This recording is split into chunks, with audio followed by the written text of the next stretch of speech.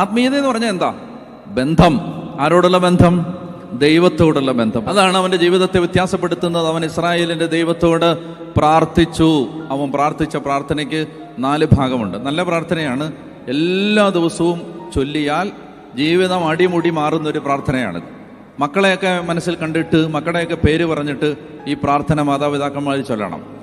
നമ്മുടെ ജീവിതത്തെ മുന്നിൽ കണ്ടുകൊണ്ട് നമ്മൾ തന്നെ പറയണം. ഈ പ്രാർത്ഥന വളരെ ശക്തമായ പ്രാർത്ഥനയാണ്. ഈ പ്രാർത്ഥനയുടെ ഒടുവിൽ അവസാനത്തെ വരി ഇങ്ങനെയാണ്: അവൻ്റെ പ്രാർത്ഥന ദൈവം കേട്ടു.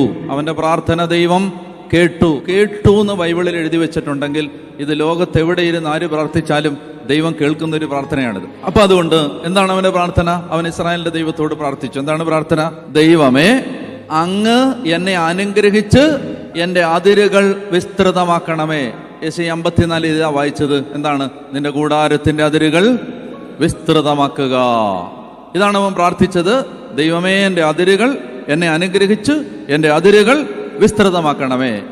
പിന്നെ അങ്ങയുടെ കരം എന്നോടുകൂടി ഇരിക്കുകയും സകല വിപത്തുകളിൽ നിന്ന് എന്നെ കാത്തുകൊള്ളുകയും ചെയ്യണമേ. 4 കാര്യങ്ങൾ. ഈ 4 കാര്യങ്ങൾ പ്രാർത്ഥിച്ചാൽ മതി. ഒരു ആയുസ്സിൽ പ്രാർത്ഥിക്കാൻ ഒറ്റ പ്രാർത്ഥന മതി. ഈ 4 കാര്യങ്ങൾ പ്രാർത്ഥിച്ചാൽ മതി. എന്താണിത്?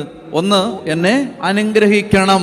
ഒന്നാമത്തേതാണ് എന്നെ അനുഗ്രഹിക്കണം. 2, എൻ്റെ അതിരുകൾ വിസ്തൃതമാക്കണം. 3, അങ്ങയുടെ കരം എന്നോടുകൂടെ ഇരിക്കണം. 4, വിപത്തുകളിൽ നിന്ന് എന്നെ കാത്തുകൊള്ളണം. ഈ 4 കാര്യങ്ങളാണ് യാബസ് പ്രാർത്ഥിച്ചത്.